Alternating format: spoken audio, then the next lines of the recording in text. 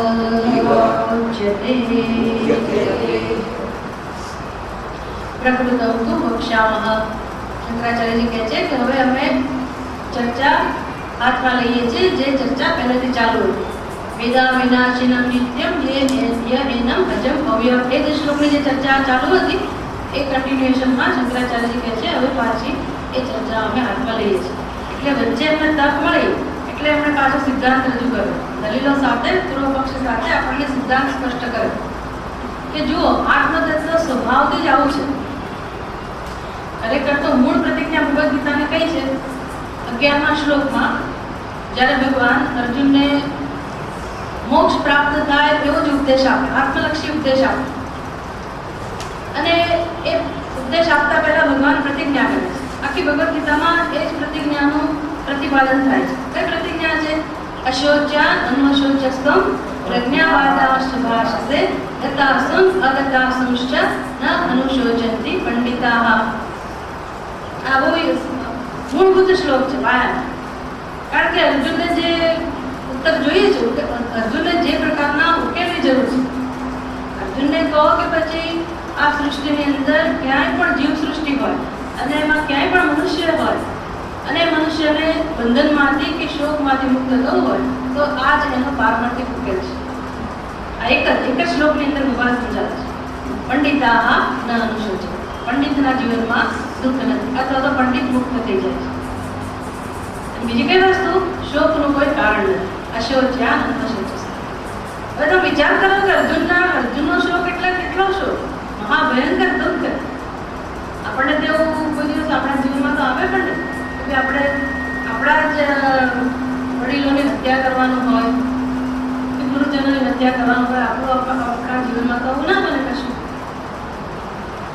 અર્જુનને તો આવા સંજોગો ઊભા થયા અને જે દારૂણ દુઃખ હતું એ દુઃખમાંથી બહાર આવવાનો ઉત્તર કે દુઃખમાંથી બહાર આવવાનો ઉપાય ભગવાન એક જ કહે છે. દુઃખમાંથી બહાર આવવાનો ઉપાય નથી કહેતા ખરેખર ભગવાન. અને અર્જુનને એકલાને જ કહે છે એવું નહીં. અર્જુનનું જો દુઃખ દૂર થઈ જતું હોય તો મનુષ્ય માત્રનું દુઃખ આનાથી દૂર થાય. એટલે દુઃખમાંથી બહાર આવવાનો ઉપાય નથી સમજાવતા ભગવાન. ભગવાન સમજાવે છે કે આવું દુઃખ ઉદ્ભવે એવી કોઈ વસ્તુ નથી. તારા દુઃખનું કોઈ કારણ નથી. દુઃખમાં દુઃખ જ નથી. આવું ગુજરાતી થાય છે.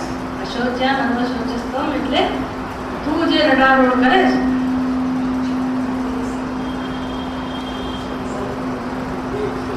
શીખી જાવ પણ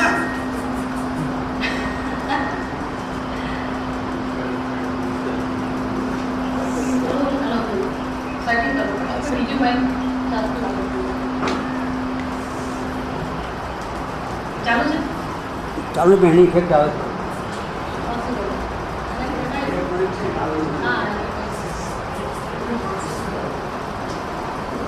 રોજ બોલું પછી મને ફીડબેક ના વાંધો નહીં આવે જતું નહીં અને વોલ્યુમ થોડું કરવું છે. એટલે અશોચ્યા અન્વશોચ્યસ્તમ દુઃખનું કોઈ કારણ નથી અને તો દુઃખી થાય છે. એનું શું કહેવાય? દુઃખનું કોઈ કારણ નથી અને તો દુઃખી થાય છે. એટલે ખાલી ખાલી રડે છે. ખાલી ખાલી દુઃખી થાય છે. ખોટું દુઃખી થાય. દુઃખી થવાનો ઢોંગ કરે છે. એવું તો કોઈને પણ કહીએ તો ખરાબ લાગે. એટલે ભગવાન જ્યારે કહે એટલે શું, અર્જુનને કહે એટલે શું, આપણે જેવું કહે તો બરાબર. કારણ કે આપણને ટેવ જ હોય નાની નાની વાતમાં રડવાનું. એટલે આપણને કહે કે તારું તો રડવાનું મત થઈ જાય. એટલે મહત્વ ના આપે. આપણે બહુ પછી ઘરમાં મહત્વ ના આપે. એમ ભગવાન અર્જુનને એવું કહે તો બરાબર નથી. અર્જુન એવું કહે પણ નહીં ભગવાન. અને છતાંય કહી રહ્યા છે પ્રજ્ઞાવાદામ સુભાષિતે ગતાસં અગતાસંશ્ચ ન અનુશોચન્તિ પંડિતાઃ. એટલે એનો શું દુઃખનું કોઈ કારણ નથી. એનો અર્થ કે દુઃખ છે જ. છતાંય તું રડે છે, છતાંય તને દુઃખ લાગે છે. દુઃખનું કારણ નથી અને છતાંય તું દુઃખી થાય છે. એનો અર્થ છે તારી સમજમાં ક્યાંક ભૂલ છે. તારી કોઈ ખોટી સમજ છે એને કારણે તું દુઃખી થાય. જે મનુષ્ય સાચી સમજ ધરાવે છે એ મનુષ્યના જીવનમાં દુઃખ નથી. પંડિતાઃ ન અનુશોચન્તિ. પંડિત એટલે જે સાચી સમજ ધરાવે છે એના જીવનમાં દુઃખ નથી. એટલે અર્જુનને દુઃખ ન સહન કરવું હોય, દુઃખ ન જોઈતું હોય તો ભગવાન ઉપાય આપી દીધો. કહી દીધું ભગવાન. શું કહ્યું ભગવાને? શું કહ્યું? તું પંડિત બન એવું કેવું કે નહીં? બીજા શબ્દો કહેવાય ને, તું પણ પંડિત બન. જો તારે દુઃખ ન જોઈતું હોય તારે શું કરવું જોઈએ? પંડિત બનવું જોઈએ. કેમ ભગવાન? હું શું કામ પંડિત બનું? પંડિતાઃ ન અનુશોચન્તિ. પંડિતોના જીવનમાં દુઃખ માટે પંડિત નહીં બને ત્યાં સુધી દુઃખ તને છોડવાનું નથી. પંડિત ન હોવું એટલે શું? તું અજ્ઞાની હોવું. અને જ્યાં સુધી અજ્ઞાન છે ત્યાં સુધી જીવનમાં દુઃખ રહેવાનું છે. અને ભગવદ્ ગીતા મોક્ષ શાસ્ત્ર કહેવાતું હોય. મોક્ષ શાસ્ત્ર એટલે દુઃખમાંથી છોડાવે, જ્યાં કશામાંથી ના છોડાવે. દુઃખ છે ને તો કે જન્મે આનંદ દુઃખ. જન્મ્યાનું દુઃખ એટલે ત્યારથી શરૂ થઈ ગયું કે નહીં? જન્મ્યા ત્યારથી જ શરૂ થઈ ગઈ કે નહીં પરંપરા? તારા માતા પિતાને પૂછજો, મોટા કરતા કેટલું નાકે દમ આવી ગયો કે નહીં? એમને તો દુઃખ પડ્યું, પણ તમને દુઃખ થયું કે નહીં? નાના હશે ત્યારે દુઃખ તો હશે ને. તો બધું ભૂલી જઈએ તો સારું જ ભગવાને દયા. બાકી તો જન્મતા પહેલા દુઃખ જ હતું, ગર્ભમાં દુઃખ હતું, જન્મ્યા પછી પણ દુઃખ, બાલ્યાવસ્થામાં દુઃખ. શંકરાચાર્યજી કહે ને શિવ અપરાધ સ્તોત્રની અંદર, ક્ષમા અપરાધ સ્તોત્ર, બાલ્ય દુઃખારી હા, કે કેવી હાલત હતી ભગવાન બાળપણ અવસ્થાની અંદર. આપણે જોઈએ છે બાળપણ તો માતા એટલું ધ્યાન રાખે એટલે સારું છે. બાકી તો આપણી એવી સ્થિતિ નથી હોતી કે આપણે જાતે આપણી રક્ષા કરી શકીએ. બહુ ત્રાસ હોય, જીવજંતુઓ પણ ત્રાસ આપે, કઈ ચોખ્ખાઈનું પણ ભાન ના હોય, ગંદકીમાં સબડતા હોઈએ, બહુ બધી મુસીબતો, બાર વગરની મુસીબતો. કુમાર અવસ્થામાં એવું, વિવાહ અવસ્થામાં તો પ્રશ્ન જ નથી. પીધો હોય એમ જ માણસ જીવતો હોય, ફટકા પડે ફટકા પડે ફટકા પડે, પછી કઈ 35-40 કઈ કામ સ્થિર થાય, પછી શું? પછી એ જ આવે. પછી અંગમ બલિતમ બલિતમ મુંડમ દશમીનમ જાતમ કુંડમ આવી અવસ્થા પ્રાપ્ત થાય. એમાં જ નથી. આમ એકે જન્મથી મૃત્યુ સુધીની એકે અવસ્થા એવી નથી કે જેમાં દુઃખ ના હોય. દુઃખ છે જન્મથી મૃત્યુ સુધી સળંગ જીવનમાં દુઃખ છે. આ જે દુઃખ પ્રાપ્ત થયું જન્મને કારણે તેને મૃત્યુનું દુઃખ સામે ઉભેલું જ છે, મૃત્યુ તો સામે ઉભેલું જ છે, એટલે એનું દુઃખ થવાનું જ છે.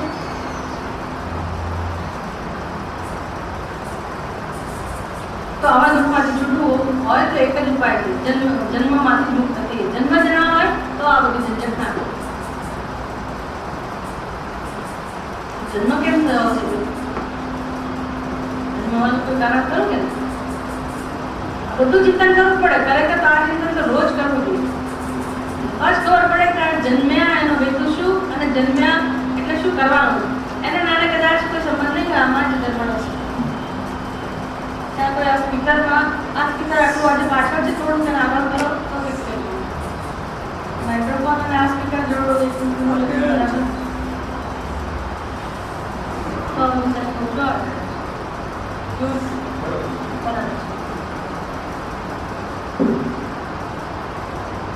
એટલે જન્મ્યાનું કારણ શું છે? પોતાના સ્વરૂપનું એટલે અજ્ઞાન છે ત્યાં સુધી દુઃખ છે, અજ્ઞાન છે ત્યાં સુધી જન્મમાંથી છૂટી ના શકો, જન્મ્યા એટલે દુઃખમાંથી છૂટી ના શકો. આ બધું યાદ રાખવાનું ને. આ બધી સંગતિ. આપણે તો દુઃખ જન્મ્યું એટલે બસ કંઈક તાત્કાલિક ઉપાય શોધી કાઢીએ અને દુઃખ ગયું તો ઠીક છે, ના ગયું તો ઠીક છે, એમ કરી કરીને જીવન પૂરું કરીએ છીએ. આપણે જીવન પૂરું કરવા માટે થોડું છે બસ. હવે તો આટલા થયા, કેટલું જીવવાનું માટે ધક્કા મારે રાખો જેમ પૂરું થાય. જીવન પૂરું કરવા માટે જીવીએ છીએ. ખરેખર તો મનુષ્યનો જન્મ મળ્યા પછી તો તમને 1 કલાકનું આયુષ્ય વધારે મળે તો એમ થાય કે આનંદ લઈ લેવો જોઈએ. એટલો આનંદ કરી શકવાનું સામર્થ્ય ભગવાને આપણને આપેલું, એવી સંભાવના છે આપણી અંદર.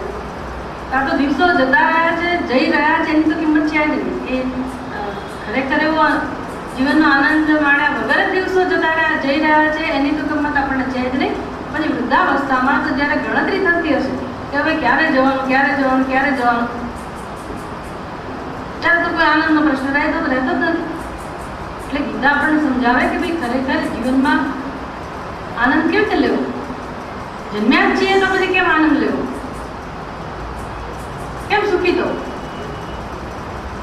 સુખી થવાનો એક જ ઉપાય છે. ભગવાન કહે છે જે સાચી સમજ છે, જેને સાચી સમજ છે એ મનુષ્ય જીવનમાં સુખી છે.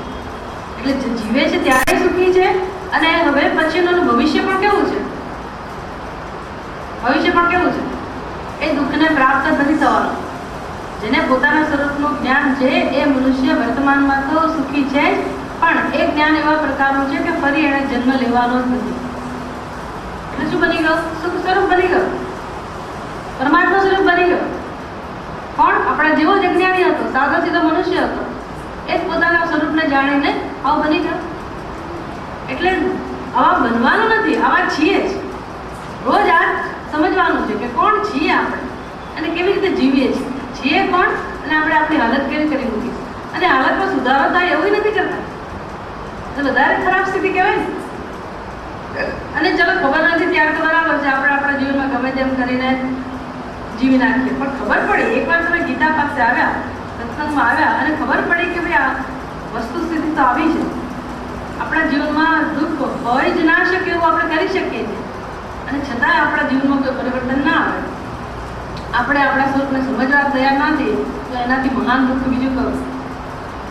પછી એટલે અંતિમ ઉપાય હતો ભગવાન. હવે આના પછી તમને બીજું કંઈ સહાય ના આપે ને. એકવાર આ સમજાવ્યા પછી કે ભાઈ તારા જીવનમાં દુઃખનું આ જ કારણ છે અને એ કારણ તું દૂર કરી શકે એમ છે. દુઃખનું કારણ અજ્ઞાન જ છે અને મનુષ્ય એક જ એવો છે કે પોતાના અજ્ઞાનને દૂર કરી શકે. તો જે મનુષ્ય અજ્ઞાન દૂર નથી કરતો એ મનુષ્ય સુખ પ્રાપ્ત કરી જ ના શકે. એટલે ભગવાન કહે છે મેં તને બધું આપી જ દીધું. દુઃખમાંથી બહાર આવવા માટે જેટલી વસ્તુની જરૂર હોય એ બધી વસ્તુઓ મેં તને આપી દીધી. શાસ્ત્ર આપી દીધું, મનુષ્યની ઉપાધિ આપી, બુદ્ધિ આપી, સમજ આપી, ચિંતન આપ્યું. હવે શું ખૂટે તારા જીવન? બસ હવે ઉપયોગ કર આ બધાનો. પછી તમે રડો, તો પછી ફરિયાદ કરો કે ભગવાન તું કશું કરતો નથી, તું કશું કરતો નથી. ભગવાન પછી કંઈ સાંભળે નહીં, સાંભળે નહીં. એટલે મૂળ પ્રતિજ્ઞા કઈ છે 11મા શ્લોકની? જીવનમાં દુઃખનું કોઈ કારણ જ નથી. દુઃખમાંથી બહાર આવવું એનો ઉપાય ભગવાન નથી બતાવતા. ભગવાન કહે છે દુઃખનું કોઈ કારણ નથી, એ તું વિચાર કર એટલે સમજાશે કે ખરેખર દુઃખનું કારણ છે. કારણ હોય તો દુઃખ હોય, દુઃખનું કારણ જ નથી. એકવાર જાણીએ કે દુઃખનું શું કારણ છે. એક અજ્ઞાન. અજ્ઞાન એટલે ભ્રમ. ભ્રમ એટલે દુઃખનું કોઈ કારણ. ભ્રમ એ સાચું ના હોય, પછી ભ્રમ દૂર કરવો. 10મો ખોવાઈ ગયો છે, 10મો રડા રોડ કરે છે. આપણે 10માને શું ઉપદેશ આપીએ? તું રડારોડ કરે છે, એટલો દુઃખી થાય છે, પણ ખરેખર તારા દુઃખનું કોઈ કારણ આપણે શું કહીએ છે? એમ કહીએ આપણે શું કહીએ? દુઃખનું કોઈ કારણ. એને શું લાગે? આવી વાત તો 10મો મરી ગયો, 10મો નાશ પામ્યો, અને તમે કહો છો દુઃખનું કોઈ કારણ નથી. વાત શું છે? વાસ્તવિકતા શું છે? દુઃખનું કોઈ કારણ. શું કરે તો દુઃખ જાય? બસ એ જાણે કે દુઃખનું કારણ નથી. કયું કારણ માને છે? 10મો નાશ પામ્યો. એ તપાસ કરે કે 10મો નાશ પામ્યો છે તો શું સમજાશે? 10મો નાશ પામ્યો. આપણે 10મો નાશ પામ્યો એ તો એનો ખ્યાલ હતો. આપણો ખ્યાલ કેવો છે? આપણે નાશ પામીશું. આપણી સમજ કેવી છે? 10માની સમજ કેવી હતી? 10મો મરી ગયો. આપણી સમજ કેવી છે? આપણે મરી જઈશું. દુઃખ છે ને માથા પર બધી છે ને જીવનમાં, એ જ છે ને. આપણે નહીં હોતું એટલે આપણે મરી જઈશું. ભગવાન કહે છે આત્મા જીવતો જન્મતો નથી ને આત્મા મરતો નથી. એટલે મૃત્યુનો જે ભય છે મનુષ્ય માત્રને, એ દુઃખનું કારણ છે. મૃત્યુ હોય તો ભય હોઈ શકે ને. એટલે 11મા શ્લોકમાં જે કહું, પંડિતાહ ન અનુશોચંતી, એટલે પંડિત એટલે જેને પોતાના સ્વરૂપનું જ્ઞાન છે, આત્માનું જ્ઞાન છે, એના જીવનમાં દુઃખ નથી. બસ પછી ચાલે આખા બધા શ્લોકો એને જ સિદ્ધ કરવા માટે કે કેવી રીતે આત્મતત્વની અંદર જન્મ નામની વસ્તુ નથી કે મૃત્યુ નામની વસ્તુ નથી. માટે પંડિત લોકોને દુઃખ એ જ સમજાવવા માટે. કેમ આત્માને જાણવાથી દુઃખ નથી થતું? તો કે આત્મા આવો છે. જો કેટલા શ્લોક થયા? 11 ને 11 22. 11 શ્લોકની અંદર ભગવાન એ જ વસ્તુ સમજાવે. દરેક શ્લોકની અંદર બહુ સરસ અધ્યયન કરવાની આ રીત છે.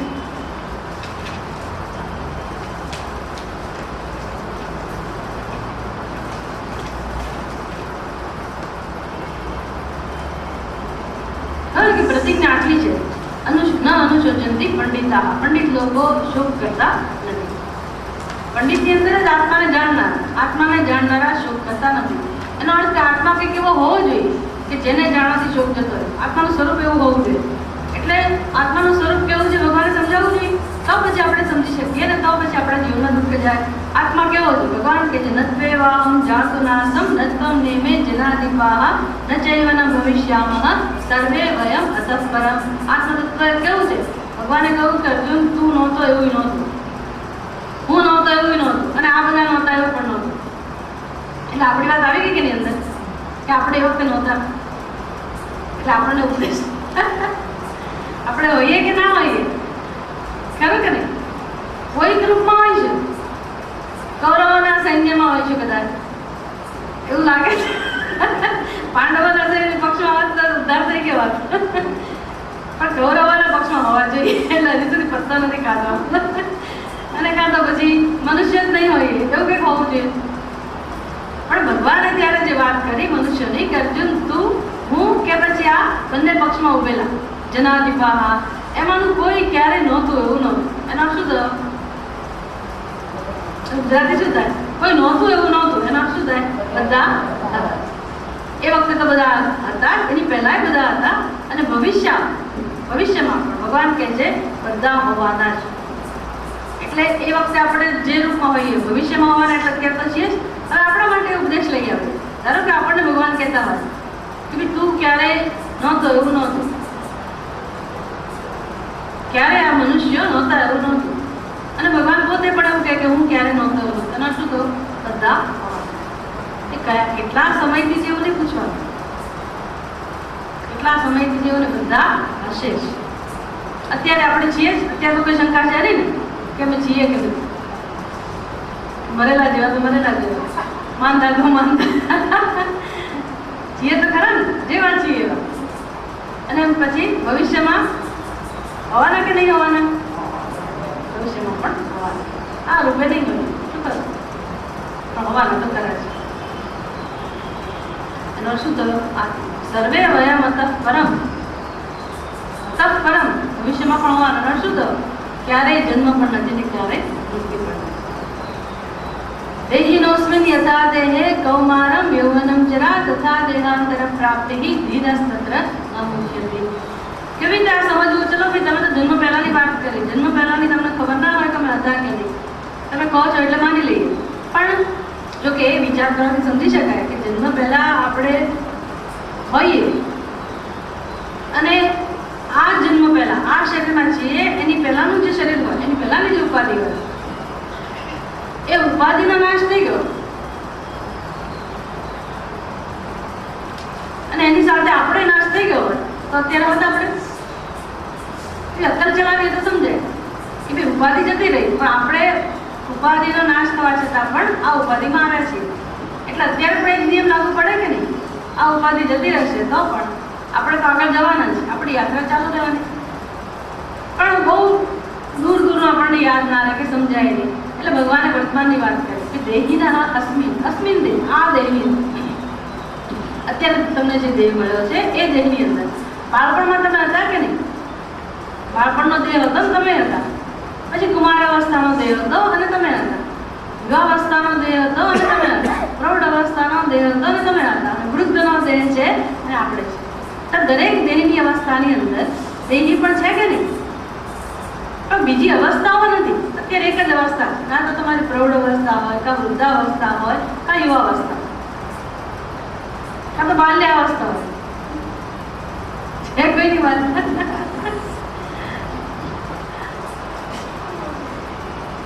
પણ બાલ્યાવસ્થા હતી કે નહીં? અત્યારે ના આવે તો કઈ નહીં, હતી ખરી કે નહીં?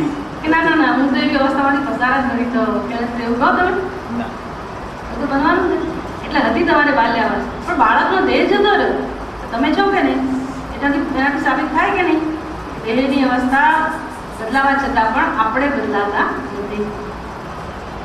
તથા દેહાંતર પ્રાપ્તિ, એવી જ રીતે બીજો દેહ, એવું જ, બીજો કશો ફેર નહીં. આ ગયો અને નવો આવશે, પછી સારો આવશે, નવા યુગને અનુરૂપ આવશે. કારણ કે જે બાળકો જન્મે છે ને બધા કેવા તૈયાર હોય છે અત્યારે, બહુ બધા વિચાર શક્તિ સાથે, બહુ બધી એની અંદર ગ્રાસ્પિંગ પાવર, લોજિક, આ તે બધી બહુ કેપેસિટી. એટલે આપણે જન્મીશું તો એવા જ જન્મ આવે યુગને અનુરૂપ. જો માણસ તરીકે જન્મીશું તો એવા કર્મો કર્યા છે એ સમજાવ્યું. પછી વ્યવહારિક વસ્તુ સમજાવ્યું. ના સતો વિદ્યતે ભાવ ના ભાવ વિદ્યતે સતઃ ઉભયોપી દ્રષ્ટઃ અભયોપી દૃષ્ટઃ સહ તનયો તત્વદર્શિભિઃ. ભગવાને કહ્યું કે ભાઈ સત્ય કહ્યું અને મિથ્યા કહ્યું. આત્માનું જ્ઞાન એટલે શું? કેવી રીતે સમજવું? તો કે આત્મા એક જ સત્ય છે, આત્મતત્વ એક જ સત્ય છે, પરમાત્મા એક જ સત્ય છે. એનો અર્થ કે આત્મતત્વ એટલે કયું આત્મતત્વ? આપણે બધા આપણું પોતાનું સ્વરૂપ આત્મતત્વ એટલે એવું નહીં કે આપણે કોઈ જુદો પરમાત્મા. આત્મતત્વ એટલે આપણે જ જે પોતાને જન્મેલો અને મર્ત્ય માને છે એ જ જીવ, બીજું કોઈ નહીં. એ જ જીવ વાસ્તવમાં કેવો છે? પરમ સત્ય. કારણ કે દેહ જતા રહે છે અને જીવ જતો નથી, જીવ મરતો નથી. જીવ જતો નથી એટલે આપણે પાછું ઊંધું સમજીએ. પાછું જીવ જતો નથી એટલે આ મરણ પથારીએ પડેલા છે અને એનો જીવ જતો નથી. બરાબર છે, આપણે કહીએ છીએ, પણ એ જીવ વાસ્તવમાં તો કોણ છે? જવાનો જ નથી ક્યારેય. દેહમાંથી નથી જતો, બરાબર, જતો રહેશે આ દેહમાંથી એક દિવસ, એનું પ્રારંભ પૂરું થશે એટલે. પણ આ બ્રહ્માંડમાંથી ક્યાંય જતો રહે એવું બને? એવું શક્ય બને? જીવ જાય જ નહીં. કેમ ના જાય ભાઈ? તો કે જીવ તો ખરેખર કોણ છે? પરમાત્માએ પહેરેલો વેશ છે. જીવ છે કોણ વાસ્તવમાં? પરમાત્માએ પહેરેલો વેશ. પરમાત્મા જાય કોઈ દિવસ? પરમાત્મા જવાની સંભાવના જ નથી. પરમ સત્ય છે એ એક છે પરમાત્મા. બાકીનું બધું કેવું છે? મિથ્યા. સત્ય અને મિથ્યાનો વિવેક કરો. આવું જે પોતાને જાણે છે. પંડિતા ન અનુશોચંતી એટલે આવું જ્ઞાન જેને છે આત્મા વિશે, પોતાના સ્વરૂપ વિશે. પછી કહ્યું અવિનાશી તો તદ્વિદ્ધિ યેન સર્વમિદં તતં વિનાશમં અસ્ય અસ્ય ન કશ્ચિત કર્તુમ અર્હતિ. ન કશ્ચિત વિનાશમ કર્તુમ અર્હતિ. જગતની અંદર કોઈ પણ એવું તત્વ નથી કે જે આત્મતત્વનો વિનાશ કરી શકે, પોતાનો વિનાશ કરી શકે એવું કોઈ તત્વ નથી. કારણ કે એ પોતે અવિનાશી છે. અને યેન સર્વમિદં તતં, જેના વડે આખું બ્રહ્માંડ ઓતપ્રોત છે. આવું પરમ સત્ય છે. અંતવંત ઇમે દેહાઃ નિત્યસ્યોક્તા શરીરિણઃ અનાશિનો અપ્રમેયસ્ય તસ્માદ્ વિદ્યસ્વ ભારત. કારણ કે અર્જુન બીક હતી, મારા સ્વજનોનું મૃત્યુ થશે. પોતાનું મૃત્યુ થશે એ બીક નહોતી, શેની બીક હતી? સ્વજનોનું મૃત્યુ થશે. ભગવાન કહે છે આ સ્વજનો એટલે જ તારો આત્મા. સ્વજનો નામની કોઈ વસ્તુ જ નથી. સ્વજન ક્યારે હોય? જ્યારે આપણે હોઈએ ત્યારે સ્વજનો હોય. સ્વ એટલે પોતાનું, જન એટલે મનુષ્ય, પોતાના સગા. અર્જુન એમ કે મારા સગાનું બધાનું મૃત્યુ થઈ જશે. સ્વજનમ હિ હત્વા કથમ સુખિનસ્ત્યામ માધવ. એ માધવ આ સ્વજનોની હત્યા કરીને હું કેમ સુખી થઉં? અર્જુનને દુઃખ હતું ને. પણ સ્વજનો, ભગવાન કહે છે કયા સ્વજનો? સ્વજનો ક્યારે હોય? સ્વ એટલે પોતાનું. પોતાનું હોવા પહેલા પોતે તો હોવું જોઈએ કે ના હોવા જોઈએ? અર્જુન તું જ નથી તો તારા સ્વજનો ક્યાંથી હોય? એમ આપણને સ્વજનોનું દુઃખ છે, પણ આપણે હોઈએ તો સ્વજનો હોઈએ, આપણે જ નથી. તે આપણી જગ્યાએ કોણ છે? એટલે ભગવાન કંઈક કહેવા માંગે છે ને, આપણે નથી એનો શું તો કોઈક તો છે. આપણે નથી પણ કોઈક છે. કોઈક એટલે કોણ? ભગવાન કહે છે યેન તતમિદં સર્વમ, જેના વડે આખું બ્રહ્માંડ ઓતપ્રોત થયેલું છે એક જ પરમાત્મા છે. બાકી તુંય નથી, તારા સ્વજનોય નથી. જે છે હું જ છું એવું ભગવાનને કહ્યું. એટલે આપણને ગમે કે ના ગમે, આપણે પોતાની અંદર પરમાત્માનું અસ્તિત્વ સ્વીકારવું જ પડે. ઈશ્વરમાં માનતા હોય કે ના માનતા હોય, ઈશ્વર ગમે કે ના ગમે, નાસ્તિક હોઈએ તો પણ એટલું તો સ્વીકારવું પડે કે આપણી અંદર પરમ તત્વ છે, પરમાત્મા છે. એ કેવો છે? પરમાત્મા કેવા છે? નિત્ય.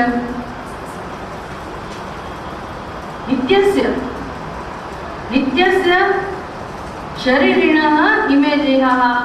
એટલા બ્રહ્માંડની અંદર જેટલા પણ દેહ છે, જેટલી પણ ઉપાધિ છે, જેટલા પણ શરીરો છે, એ શરીરો એક જ પરમાત્માના છે.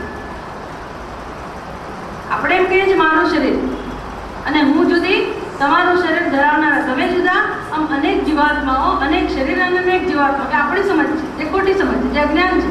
અહીંયા તો ભગવાન કહે છે, અહીંયા તો ગીતાની અંદર સમજાવવામાં આવ્યું કે પરમાત્મા એક જ છે અને જેટલા પણ શરીરો છે એ બધા શરીર પરમાત્માના જ છે. એટલે પછી પુરુષ સૂક્ત સહસ્ર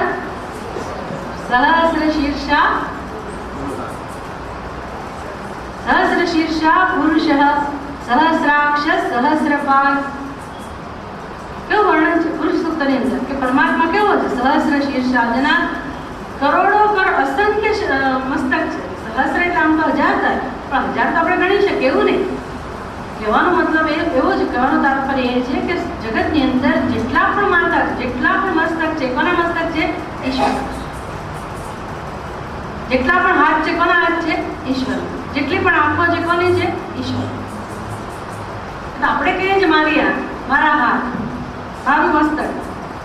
પણ મારું એટલે શું? મેં બનાવ્યું અને હું જ નથી તો પછી કોણ? મારું ક્યાંથી હોય? અને કોના મસ્તક છે? અહીંયા કહું કે ભગવાનના મસ્તક છે, એટલે મારું મસ્તક કહું એ અજ્ઞાન છે. અને ખરેખર તો એ જેણે મસ્તક ધારણ કરેલું, એટલે કે જેટલા મસ્તક છે બધા મસ્તકની અંદર એક જ પરમાત્મા અભિવ્યક્ત થઈ રહ્યો છે. આ જ્ઞાન છે. એટલે જીવો નામની વસ્તુ રહી જ નહીં. કેટલા થઈ ગયા હવે? શરીરો આટલા બધા ભલે રહ્યા, પણ શરીર ધારણ કરનાર એક જ પરમાત્મા. એટલે કેટલા જીવ રહ્યા? કોઈ રહ્યું? એક જીવ. ભગવાન જીવ થઈ ગયો એવું નહીં, જીવ જ ના રહ્યો. ભગવાનના વેશ થઈ ગયા કહેવાય કે નહીં?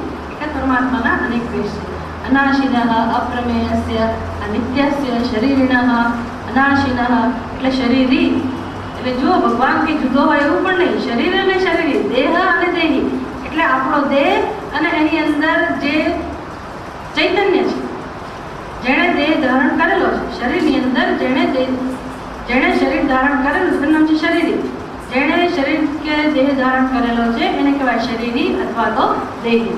આ દેહી અને શરીરી બંને ભગવાનના નામ છે. ભલે એને અજ્ઞાન હોય ત્યારે આપણે જીવ કહીએ, ક્ષેત્રજ્ઞ કહીએ, વાસ્તવમાં એ પરમાત્માની અપરા પ્રકૃતિ છે. અનાશિનઃ અપ્રમેયસ્ય તસ્માદ યુધ્યસ્વ ભારત. છેલ્લે કહું કે અર્જુન યેનમ વેત્તિ હંતારમ યશ્ચૈનમ મન્યતે હતમ ઉભૌ તૌ ન વિજાનીતઃ નાયમ હંતિ ન હન્યતે. જે મનુષ્ય પોતાને કર્તા ભોગતા માને છે એ મનુષ્ય પોતાના પારમાર્થિક સ્વરૂપને જાણતો નથી.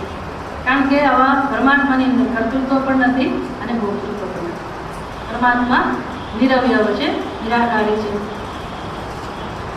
ન જાયતે મ્રિયતે વા કદાચિત નાયમ ભૂત્વા ભવિતા વા ન ભૂયઃ અજો નિત્ય શાશ્વતોયમ પુરાણઃ ન હન્યતે હન્યમાને શરીરે. એ પણ કહું છેલ્લે વેદાવિનાશિનમ નિત્યમ યેનમ અજમવ્યયમ કથમ સ પુરુષમ પાર્થ તમ ઘાતયતિ નંદિકમ. કેવી રીતે મારી શકે કે કેમ મરાવી શકે? આગળ કહું ન હન્યતે હન્યમાને શરીરે. એ હણાતો પણ નથી, શરીરનું મૃત્યુ થવા છતાં પણ એનું મૃત્યુ થતું નથી. આવું પરમાત્માનું સત્ય છે. આ પરમાત્મા છે, આ પરમાત્માનું સ્વરૂપ છે. પરમાત્માનું સ્વરૂપ જેવું ભલે કહીએ પણ ખરેખર અર્જુનનું આત્મતત્વ આ છે, અર્જુનનું સ્વરૂપ આ છે.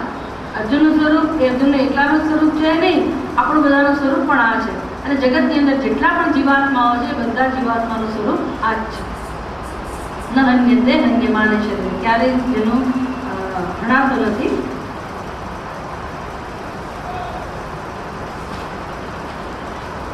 અને કહેવાય પ્રતિજ્ઞાતમ તત્વ, પ્રકૃતમ તત્વ. પ્રકૃતમ એટલે જેની ચર્ચા ચાલી રહી. કારણ કે ભગવાને અર્જુનને આ વસ્તુ બહુ સ્પષ્ટ રીતે સમજાવવી જ પડે. જો અર્જુન પોતાના સ્વરૂપને જાણી લે તો જ અર્જુન પંડિત કહેવાય અને તો જ પછી એ બધા પ્રકારના દુઃખમાંથી મુક્ત થાય, તો જ એને મોક્ષ પ્રાપ્ત થાય. એવી જ રીતે કોઈ પણ જીવ જ્યારે પોતાના સ્વરૂપને જાણી લે, યથાર્થ રૂપે જાણી લે તો પછી એ હંમેશા જન્મ મૃત્યુના ચક્રમાંથી છૂટી જશે. ભગવાન શંકરાચાર્યજી કહે છે વક્ષ્યામઃ એટલે હવે અમે પાછું વર્ણન કરીશું. તત્ર આત્મનઃ અવિનાશિત્વમ પ્રતિજ્ઞાતમ. તત્ર આત્મનઃ અવિનાશિત્વમ પ્રતિજ્ઞાતમ અર્થાત તત્ર એટલે આગળના શ્લોકમાં વેદાવિનાશિનમ નિત્યમ કહો, નાસતો વિદ્યતે ભાવે કહો, 11મા શ્લોકમાં કહો, એ જે પ્રતિજ્ઞા છે જે વસ્તુની શંકરાચાર્ય કહે છે કે આવું જે પ્રતિજ્ઞાતમ તત્વ છે અવિનાશિત્વ, જેનો સ્વભાવ છે ન નાશ પામવો, અવિનાશી. તત્ કિમ ઇવ, એ કોના જેવું હશે? કેવી રીતે સમજવું? આ આત્મતત્વ વિનાશી છે એટલે કેવી રીતે સમજવું? ઇતિ ઉચ્યતે, આ સમજાવે છે. એટલે હવે ચલો ભાઈ આત્મતત્વ કેવું છે તો બરાબર વર્ણન કર્યું, પણ સીધી જ મારી વાત, આપણી પોતાની જ વાત. અને આ શરીરની સાથે રહીને આ શરીરમાં જીવતા જીવતા જ આપણે પોતાના સ્વરૂપને જાણવું હોય તો કેવી રીતે ઓળખવું? એ પરમ તત્વને આપણી ઉપાધિમાં અભિવ્યક્ત થઈ રહેલું કેવી રીતે જાણવું? કેવી રીતે આત્માનું દર્શન કરવું? કારણ કે દર્શન કરવાની રીત કેવી છે? આપણે આંખોથી દર્શન ના થાય. પોતાના સ્વરૂપનું દર્શન કરવાની રીત કેવી છે? પોતાની બુદ્ધિનો ઉપયોગ કરવો પડે અને પોતાના જ વિશે સમજ પ્રાપ્ત કરવી પડે, બીજા વિશે નહીં. એટલું તો ખરું કે નહીં? પોતાના સ્વરૂપને જાણવું હોય તો જગતને આપણી બુદ્ધિમાંથી જરા બહાર રાખવું પડે. વ્યવહારમાં ભલે આપણે જગત સાથે સંબંધ રાખીએ, જગત સાથે વ્યવહાર કરીએ, ભલે એની ગણના કરીએ, બધું એને ધ્યાન આપીએ, વાસ્તવિકતા આપીએ, બધું બરાબર છે.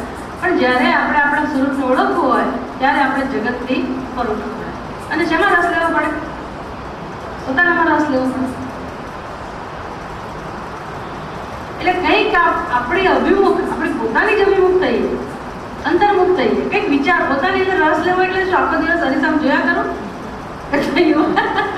ટીનેજર બધા રસ લે છે ને આખો દિવસ, મેકઅપ કર્યા કરે, બ્યુટી પાર્લરમાં જાય, આ કરે, એટલે ટીનેજર શું છેક સુધી ચાલતું હોય.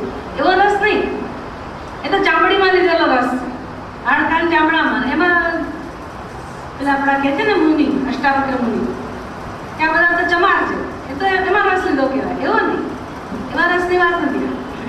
કયા રસની વાત છે? પોતાના સ્વરૂપ. એટલે પોતાના સ્વરૂપમાં રસ લેવો એટલે પોતાનું દર્શન કરતા શીખવું. પોતાનું દર્શન એટલે આંખોથી થતું દર્શન નહીં, પણ બુદ્ધિથી થતું દર્શન. બુદ્ધિથી જ પોતાને સમજી શકાય. અને બીજું કંઈ કરવાનું છે જ નહીં જીવનમાં. શું કરવાનો તમે ફેરફાર કરીને?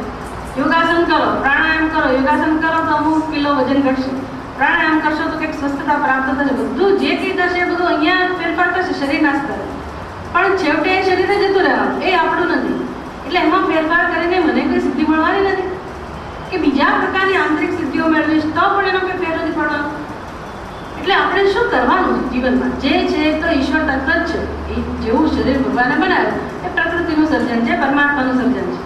જેવું છે એ સ્વીકાર્ય છે અને અદ્ભુત છે, દૈવી છે, એમાં કોઈ શંકા નથી. એટલો સ્વીકારતા હોય તો બહુ સારું. તો આપણે આપણો પોતાનો તિરસ્કાર નહીં કરીએ. જેવું પણ છે, ખોટકાપણ વાળું તો ખોટકાપણ વાળું. મંદ શક્તિ હોય, આપણી યાદ શક્તિ અત્યંત મંદ હોય તો કઈ વાંધો નહીં, થોડુંક તો યાદ રહે છે, થોડું તો યાદ રહે છે. પગ ભલે આપણા કામ ના કરતા, થોડા તો કામ ચાલે છે, થોડું તો સંભળાય છે, થોડું તો દેખાય છે. અને અત્યાર સુધી એને બધું કરાયું, બધી સેવા કરી કે નહીં?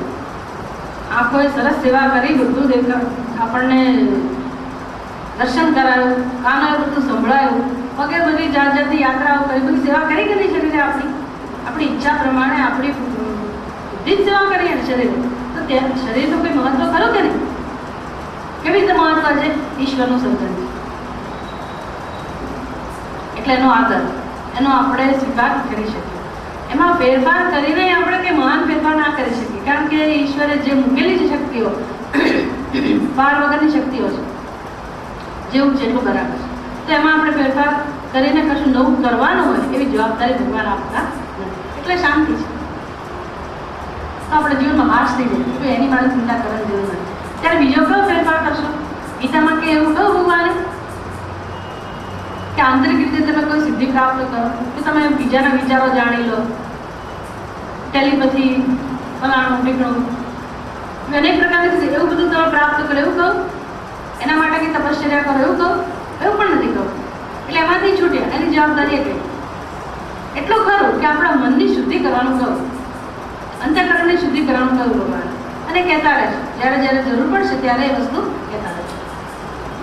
એ પણ શેના માટે? મનની શુદ્ધિ પણ શેના માટે? કે જેથી આપણે આપણા સ્વરૂપમાં રસ લઈ શકીએ અને સ્વરૂપ વિશેનું ચિંતન કરી શકીએ. કારણ કે આપણું મન જ્યાં સુધી બહિર્મુખ હશે અને જ્યાં સુધી આપણા મનમાં રાગ દ્વેષ હશે ત્યાં સુધી જગતનું ચિંતન થવાનું છે. અને આપણે એને જ સમર્પિત છીએ, રાગ દ્વેષને જ સમર્પિત છીએ. આપણે આપણી બુદ્ધિથી વિચારતા જ નથી કોઈ દિવસ. એટલે આપણા જીવનનું નિયંત્રણ કોણ કરે છે? રાગ અને દ્વેષ. અહીંયા કંઈ થતું જ નથી. આ દિશામાં તો આપણે કોઈ ફેરફાર કરતા જ નથી. જ્યાં ખરેખર ફેરફાર કરવાનો છે ત્યાં આપણે કરતા નથી. ભગવાન આટલી અપેક્ષા રાખે છે, ફેરફાર કરવો તો ક્યાં કરવો? અહીંયા કરવો. આપણા જ્ઞાન માટે, આપણા રાગ દ્વેષ માટે, આપણા અંતઃકરણની અશુદ્ધિ માટે. એટલે એના માટે અંતર્મુખ બનવું પડે. પોતાનામાં રસ લેવો એટલે આ બધું કરવું. અને પછી રસ એટલે ખરેખર કયો રસ? એટલે જીવત્વ ક્યાંથી આવે? બધું જ પરમાત્મા હોય તો જીવત્વ ક્યાંથી? જો શરીર પણ પરમાત્માની પ્રકૃતિ કહું, 8મા અધ્યાયમાં 7મા અધ્યાયમાં ભગવાન પ્રકૃતિનું વર્ણન કરે છે. ભૂમિરા પોનલો વાયુ કમ મનો બુદ્ધિ વચ અહંકાર ઇતિ અમે ભિન્ના પ્રકૃતિ રષ્ટજા. એટલે એ પણ સમજાવ્યું કે આ શરીર જે છે એ પણ મારી પ્રકૃતિ છે. અને શરીરની અંદર જે ચૈતન્ય તત્વ છે, જેને તમે જીવ કહો છો, ભગવાન કહે છે એ પણ મારી પ્રકૃતિ છે, એ મારી પરાપ્રકૃતિ છે. તો બાકી શું રહ્યું? કોઈ રહ્યું? એટલે આપણે શું ફેરફાર કરવાનો, ક્યાં ફેરફાર કરવાનો? આપણે કશું ના કરી શકીએ, કશું કરવાની જરૂર જ નથી. એટલે મહાન શાંતિ, જીવનમાં કંઈ કરવાની જરૂર જ નથી. તમે સવારે જે રસોઈ બનાવી એ બનાવો, સાંજે જે બનાવી એ બનાવો, ઘરના બીજા કામ કરો, એ રોજનું કર્યા કરતાં ભલે કર્યા કરતા, પણ બાકી તમારા જીવનમાં હવે કોઈ બોજો નથી, કોઈ જવાબદારી. શાંતિથી તમે તમારું ચિંતન કરી શકો પોતાના સ્વરૂપ વિશે. અને એ તો ગમે તે પ્રવૃત્તિ કરતા કરતા થઈ શકે. સત્યને ઓળખવું પણ એના માટે બહુ મોટું કામ કરવાનું છે. સત્યને ઓળખવા માટે, પોતાના સ્વરૂપને ઓળખવા માટે બહુ બધી મહેનત કરવાની. એ મહેનત અઘરી છે, કારણ કે આપણું મન બહિર્મુખ છે, આપણી બુદ્ધિ બહિર્મુખ છે. એટલે મન અને બુદ્ધિને અંતર્મુખ કરવા, એકાગ્ર કરવા, શુદ્ધ કરવા, પોતાનામાં રસ લેતા કરવા, એ બધું કરવા માટે બહુ પ્રયાસ કરવાની જરૂર છે. બાકી કંઈ કરવાની જરૂર નથી ખરેખર.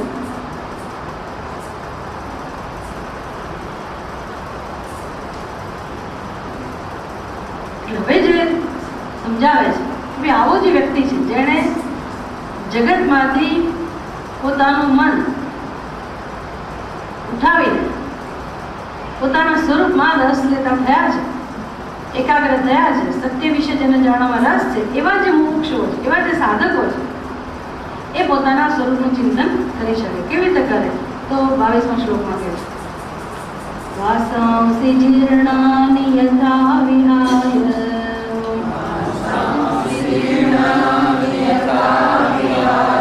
નવાનિ ગૃહ્ણાતિ નરોપરાણિ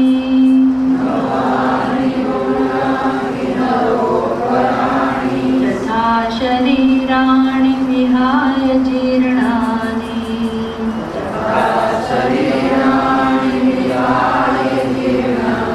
અન્યાનિ સંયાતિ નવાનિ દેહી.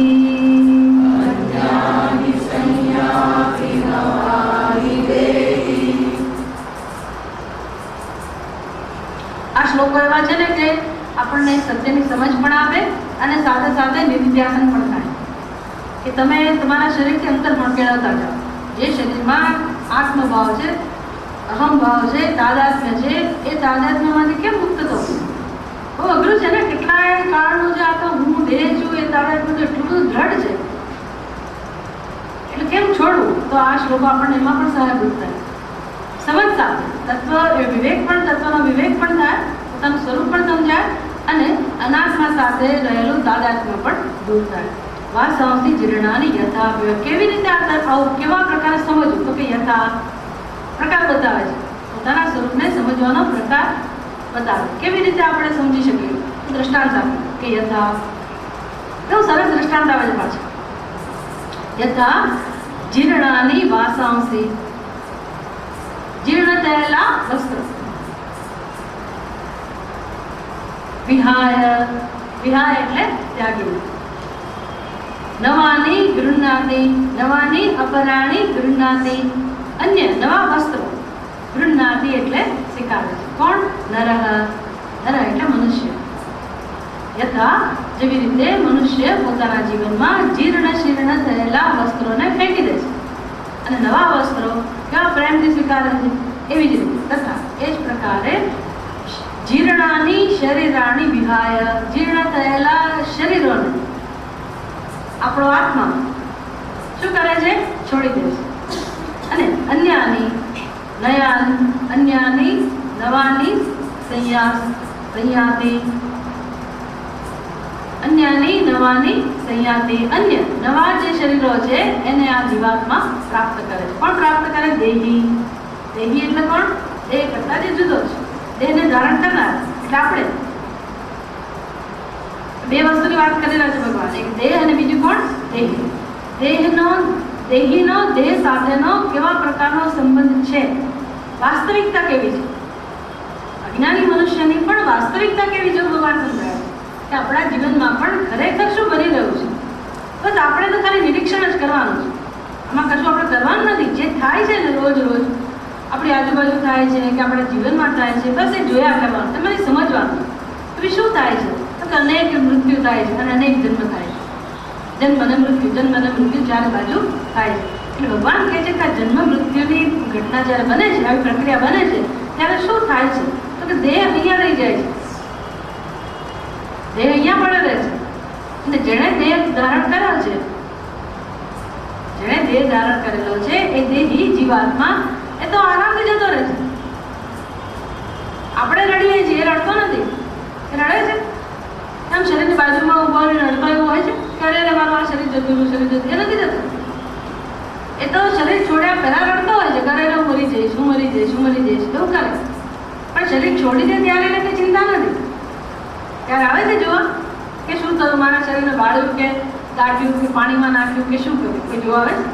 મેડિકલમાં એમાં આપ્યા કશું કરવા આવે? હું લખીને ગયો હતો કે મારા શરીરને તમારે પેલામાં આપવું, એને શું કહેવાય? દેહદાન. દેહદાન. એમાં આપ્યું તો તમે આપ્યું કે નહીં એ ચેક કરવા આવે. એને કોઈ ચિંતા નથી કે નહીં. કેવો કેવો આમ કોઈ દિવસ જાણે કોઈ સંબંધ જ નથી, કોઈ પ્રકારની ઓળખાણ જ નથી. એવી રીતે પાછું વળીને જોતો જ નથી, હંમેશ માટે જતો રહે છે. Cut off. આવું અમનમ થાય? આવું ક્યારે થાય? જો દેહી દેહ કરતા જુદો હોય તો જ. એ ના છોડી જઈ શકે, પણ જતો રહે છે. એનો અર્થ કે દેહ અને દેહીને કોઈ સંબંધ નથી, વાસ્તવમાં નથી. પણ આપણે અત્યારે શું માનીએ છીએ? આપણી સમજમાં કેવું છે? કેવો સંબંધ છે? તો કે અંતર જ જતું રહ્યું છે. દેહ અને દેહી વચ્ચેનું અંતર જ જતું રહ્યું છે.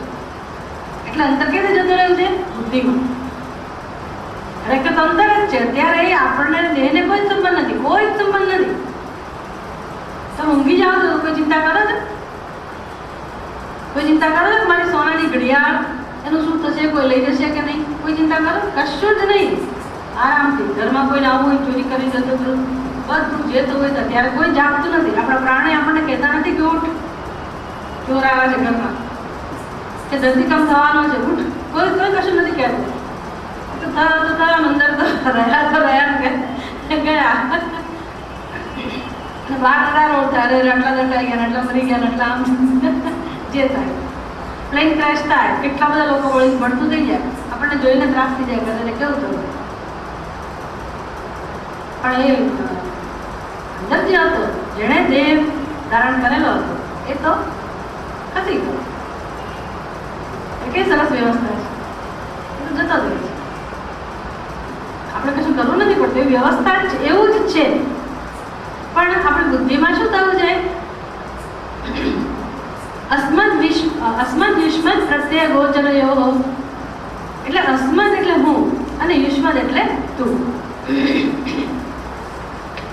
આ બે જણ વચ્ચેનો જે ભેદ છે એ ભેદ ત્યાં જતો રહ્યો. ખરેખર હું અને આપણી સામે જે ઇદમ, એ બે વચ્ચેનો ભેદ હંમેશા હોય જ. એની બદલે આ બુદ્ધિની અંદર હું એટલે આત્મા અને યુષ્મદ એટલે આ શરીર, જેને આપણે ઇદમ કહીએ, એ બે વચ્ચેનો ભેદ. એટલે હવે શું થઈ ગયું બુદ્ધિમાં? ભેદ જતો રહ્યો એટલે શું બન્યું? હું અને શરીર વચ્ચેનો ભેદ જતો રહ્યો. એટલે દેહી પોતે જ શું બની ગયો? દેહ બની ગયો. આપણે જ શરીર બની ગયા, બન્યા વગર બની ગયા. ખરેખર બન્યા નથી, પણ જીવીએ છીએ કેવું? આપણે એટલે જ શરીર. એટલે પછી એ શરીર જેનું હોય એવા આપણે. અને શરીરનો આકાર હોય એટલે આપણો આકાર થઈ ગયો. બુદ્ધિમાં બધું લઈને ફરીએ છીએ. આપણે આકારવાળા બની ગયા, આપણે વજનવાળા બની ગયા, આપણે જ્ઞાતિવાળા બની ગયા, આપણે અમુક રંગવાળા બની ગયા, અમુક રૂપવાળા બની ગયા, અમુક ઊંચાઈવાળા બની ગયા. બની ગયા કે નહીં? બન્યા વગર બની ગયા. યાદ રાખવાનું, ખરેખર બન્યા નથી, પણ જીવીએ છીએ આવી રીતે, જાણે કે આ બધું આપણું જ હોય. રંગ આપણો હોય, રૂપ આપણું હોય, આકાર આપણો હોય, નામ આપણું હોય, કદ આપણું હોય, વજન આપણું હોય, જ્ઞાતિ આપણી હોય, ગોત્ર આપણું હોય, પછી એમાંથી સ્વજનો એ બધા પણ આપણા હોય. આમ હું અને મારું, હું અને મારું, આવું કંઈક બુદ્ધિમાં સંસાર જન્મેલો છે.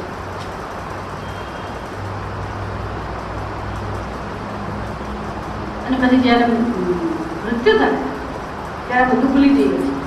બધું અહીંયા મૂકીને આપણે જતા રહીએ છીએ. ભાષ્યમાં સમજાવે છે સર્વાસાંસી વસ્ત્રાણી જીર્ણાની દુર્બલતામ કથાની યથા લોકે વિહાય પરિત્યજ્ય નવાની અભિનવાની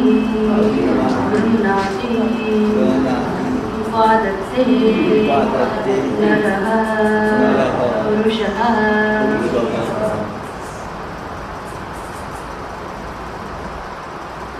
વાસાંસી વાસાંસીનો અર્થ થાય વસ્ત્રાણી વસ્ત્રો કયા વસ્ત્રો એ બધું જોવાની જરૂર નથી વસ્ત્ર એટલે વસ્ત્ર પછી એ વલ્કલ વસ્ત્ર પહેરતા હોય તો પણ એ વસ્ત્ર સુતરા હોય તો પણ એ વસ્ત્ર શરીરને ઢાંકવા માટે જેનો પણ ઉપયોગ આદિવાસી પ્રજા જુદી રીતે કંઈક વાપરતી હોય પણ જે શરીરને ઢાંકવા માટે ઉપયોગ થતો હોય એનું નામ છે વસ્ત્ર આચ્છાદયથી જે ઢાંકવાનું જે કામ કરે છે એનું નામ છે વસ્ત્ર જીર્ણાની વાસાંસી જીર્ણ થયેલા વસ્ત્રો અત્યંત જીર્ણ થયેલા ઘસાઈ ગયા વસ્ત્રો દુર્બલતામ ગતાની એટલે હવે જે કામના નથી ઘણા લોકોને ટેવ હોય છોડે જ નહીં કાઢે જ નહીં ના ના આપણે ઘસાઈ ગયું આવું કેવું થઈ ગયું ઘોડું રંગ વગરનું થઈ ગયું હવે તો કાઢ હવે તો આને જવા દો ના હજી ચાલશે પાટી ગયું હોય તો સાંધી કરીને ઠાકર ઠીકડ કરીને બધું પહેરે પણ છેવટે જ્યારે બહુ જ ઘસાઈ જાય ચાણ જેવું થઈ જાય દુર્બલતામ ગતાની તમે સાંધી જ ના શકો એક બાજુ સાંધો બીજી બાજુ એક સાંધો તેર તૂટે એવી હાલત થઈ જાય ત્યારે તમે એને છોડો ઘણા લોકો કેવા હોય એક વસ્ત્ર એક નવી કપડાની જોડ હોય એક જ વાર કરે એવા લોકો હોય કે નહીં એવા કેટલાય લોકો હશે આપણે નવા કપડાં લાવ્યા પછી એક જ વાર પહેરે પણ એ છોડી દે એકવાર પહેર્યું ને એટલે બસ હવે ફરી નહીં પહેરવાનું તેના માટે દુર્બલતા ગતાની જ કહેવાય એને માટે આપણા માટે નવાના પછી એક બીજી માર્કેટમાં જઈને વેચાય બીજા લોકો હોશે કરી દે બધું ભલે ચાલતું હોય પણ ટૂંકમાં વસ્ત્ર આ પ્રકારે દુર્બલતા ગતાની જે વસ્ત્ર હવે પહેરી શકાતા નથી પહેરવા માંગતો નથી જે મનુષ્ય અને પહેરી શકાય એવી સ્થિતિમાં પડે છે બંને રીતે કહી શકો દુર્બલતા ગતાની યથાનો અર્થ શું કરવાનો લોકે અર્થાત જગતની અંદર જેવી રીતે નર એટલે મનુષ્ય આવી રીતે જૂના વસ્ત્રોને છોડીને પરિત્યજ્ય વિહાય અર્થાત પરિત્યજ્ય સારી રીતે ફેંકી દે ભાઈ જોતો જ નથી સામે કાઢી નાખે એટલે કાઢી નાખે એવી રીતે પરિત્યજ્ય નવાની અર્થાત અભિનવાની એકદમ નવા વસ્ત્ર ગૃહ્ણાતિ અર્થાત ઉપાદત્તે બહુ જ પ્રેમથી નવા વસ્ત્રોને સ્વીકારે છે જૂના વસ્ત્રો છોડી દે છે અને નવા વસ્ત્રો માટે બહુ જ પ્રેમ ધરાવે છે એટલે લઈ આવે ને નવું કાપડ લાવવા હોય ત્યારથી આમ ખરીદી કરવા જતા હોય ત્યારથી જ મનમાં થતું હા આજે શોપિંગ પછી રેડીમેડ લઈ આવે તો જુદી વાત છે તમે મટીરિયલ લઈ આવો અને પછી તો ક્યારે દરજીને આપીએ અને પછી તો આ તારીખે દરજી આપવા એટલે પહેલેથી જ તો બસ આવ્યા પહેલાં જ આપણે જોઈએ આ તારીખે આવી જશે જે આયર્નિંગમાં અને પછી આ દિવસે હું પહેરીશ આમ કેટલું બધું એની સાથે આપણે તારીખને સાધીએ છીએ ને કેટલા પ્રેમપૂર્વક કેટલા સ્નેહથી કેટલો આપણો ઉત્સાહ છે નવા વસ્ત્રો માટે કેટલો બધો ઉત્સાહ ક્યારે નવા પહેરે કારણ દિવાળીમાં નાના હોય ત્યારે તમને આમ નક્કી હોય ને અથવા ઘરમાં કોઈના મોટા ભાઈ બહેનના કોઈના લગ્ન હોય એમાં નક્કી હોય કે આને આ બનાવવાના આજે આ સીવડાવવા તો આમ કેટલો બધો ઉત્સાહ નવા વસ્ત્રો માટે કોઈ પણ મનુષ્ય નવા વસ્ત્રો માટે બહુ સરસ ઉત્સાહ એટલે કે છે અભિનવાની ગૃહ્ણાથી ઉપાદત્તે બહુ પ્રેમથી આજે તો નવા કપડાં નાના હોય ત્યારથી આજે શું પહેર્યું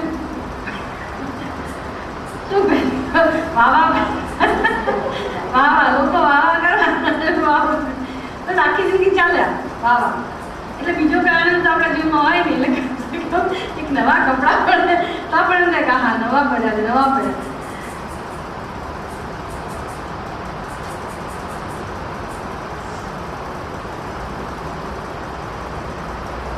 अन्यानि तत्तथा तद्वदेव शरीराणि विहाय जीर्णानि अन्यानि संयाति संगच्छति नवानि देहि आत्मा पुरुषवत् अविक्रियः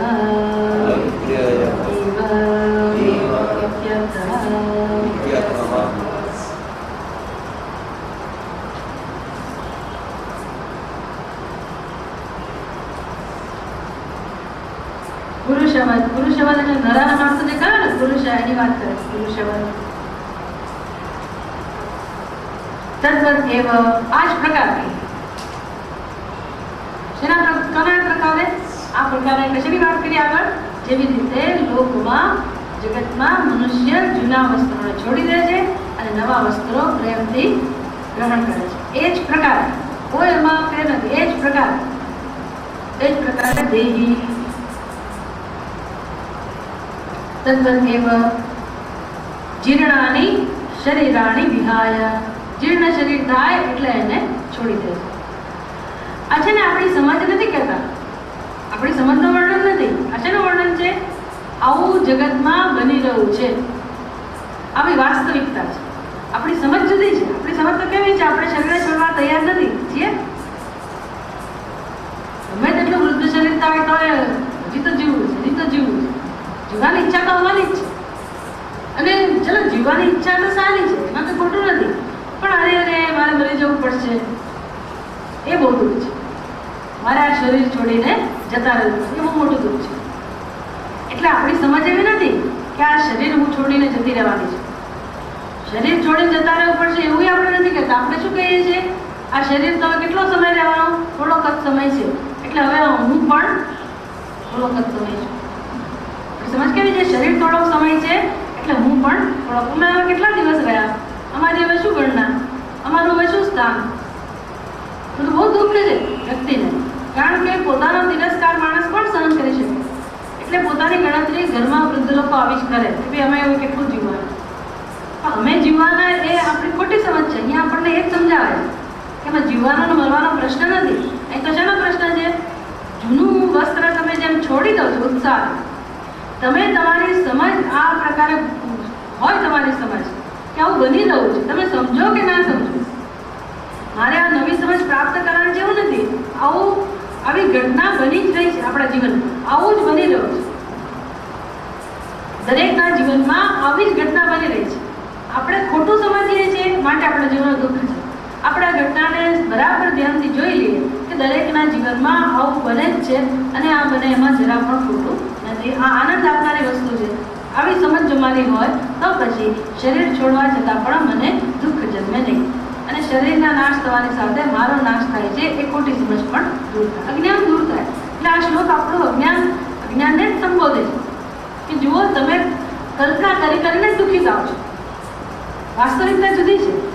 તમે જ્યારે આ શરીરમાંથી વિદાય લો છો ત્યારે જેવી રીતે તમે રોજ આ પ્રકારે જૂના વસ્ત્રોને છોડતા હતા એવી રીતે છોડી જ દો છો, છોડી જ દેવાના છે. તમે રડો છો ને તો છોડી જ દેવાના છે.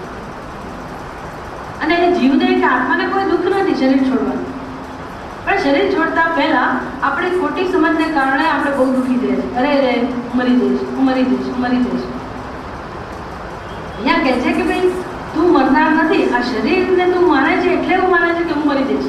શરીરને તારું સ્વરૂપ ગણે છે એટલે તું એવું સમજે છે કે તું મરી જઈશ. ખરેખર શરીર વસ્ત્રના સ્થાને છે અને તું વસ્ત્ર પહેરનાર છે, એટલે શરીર ધારણ કરનાર છે. શરીર અહીંયા રહી જવાનું, શરીરનો ધર્મ છે. અને શરીર વૃદ્ધ થઈ જ રહ્યું છે, ક્ષણે ક્ષણે વૃદ્ધ થવા માટે જ જન્મ્યું છે. અસ્થિ જાયતે વર્ધતે વિપરિણમતે અપક્ષીયતે નશ્યતિ. બહુ સમજાવ્યું આગળ કે બધા વિકારો શરીરના છે, એટલે તો ગમે તેટલું કરે તો શરીરમાં વિકાર નથી જન્મવાના, એવું તો બનવાનું જ નથી. શરીર વિકારને પ્રાપ્ત કરવા માટે જ જન્મેલું છે. તો પેલું બાળક રડા રોળ કરે, અરે મારું રમકડું તૂટી ગયું, મારું રમકડું તૂટી ગયું. અને આપણે બાળકને સમજાવ્યું કે રમકડું તો તૂટી જ જાય ને. કેમ તૂટી જાય? માટીનું બનેલું કે પેલું શું કહો તમે, પ્લાસ્ટર ઓફ એનું બનેલું છે, તૂટી જ જાય ને, એમાં શું રડવાનું? ભગવાન આપણને કહે છે કે આ શરીર કેવું છે? માટીનું જ બનેલું છે અને તૂટી જ જવાનું, છૂટી જ જવાનું છે, એ નાશ પામવાનું જ છે. તો પહેલેથી જ કેમ તો નથી સમજી લેતો કે આ શરીર વસ્ત્રના સ્થાને છે? અત્યારે તો એનો આનંદ લઈ શકે કે ના લઈ શકે? જેવું છે એવું તો જેટલું ચાલ્યું એટલું, જેટલું આયુષ્ય હોય એટલું, અને ભગવાને જેટલો સમય નક્કી કર્યો હોય એટલો સમય હું આ શરીરમાં લઈને મારા જીવનનો ભરપૂર ઉપયોગ કરી શકું.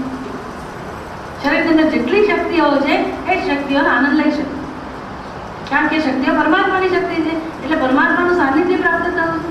શરીરની અંદર જ્યાં સુધી શ્વાસોશ્વાસ ચાલે છે ત્યાં સુધી પરમાત્માનું સાનિધ્ય તમે અનુભવી શકો છો. બાકી તો એવી સમજ પણ ક્યાં હોવાની છે? મનુષ્યનું શરીર નહીં હોય તો તમે આવું સમજી પણ ના શકો. એટલે એટલે અત્યારે આ શરીર જેવું હોય એવું પણ શરીરની અંદર રહે છે કોણ? એટલે શરીરને આટલી બધી મહત્તા કેમ મળે છે? કારણ કે પેલું પવિત્ર પરમાત્મા તત્વ અંદર છે એટલે તો એની પૂજા કરો, એને કંઈક સમજો. એટલે બુદ્ધિ તો ક્યાં પડેલી છે તો કે શરીરના સ્તરે આવી ગઈ છે બુદ્ધિ. આપણી સમજ બુદ્ધિ તો શરીરના સ્તરે છે, પણ આપણું જે જ્ઞપ્તિ સ્વરૂપ છે એ જ્ઞપ્તિ સ્વરૂપ પોતાની પૂર્ણતા, અદ્વૈતતા, એકત્વ એ બધાને મૂકીને આ શરીર જેવું જીર્ણ શીર્ણ છે એવું આપણું આત્મતત્વ પણ જીર્ણ શીર્ણ બની ગયું, જડ બની ગયું, વિકારવાળું બની ગયું, અને પછી આપણે દુઃખી થઈ ગયા.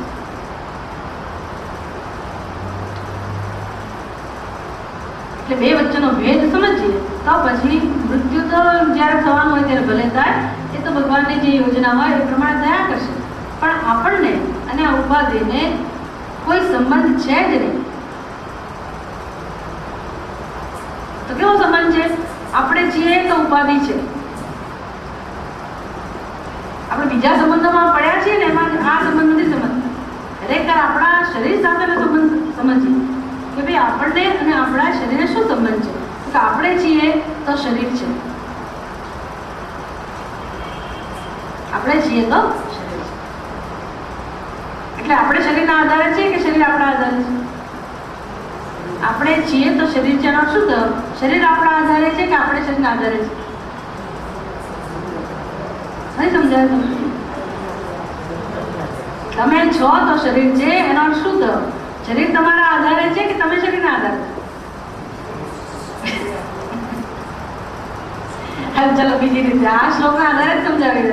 ભાઈ તમે છો તો તમારા વસ્ત્રોની કિંમત છે કે નહીં? એ તો ગમે તેટલું કિંમતી વસ્ત્ર હોય, તમારું શરીર થાય તો વસ્ત્રોની કિંમત નથી ને. તો વસ્ત્રોની કિંમત છે. વસ્ત્ર મહત્વનું છે. ક્યારે મહત્વનું છે? તમારી ઉપાધિ છે ત્યારે. એટલે વસ્ત્ર કોને આધારિત છે? ઉપાધિ. તમે વસ્ત્રને આધારિત છો કે વસ્ત્ર ફાટી ગયું એટલે હું મરી ગઈ એવું છે? છે એવો સંબંધ?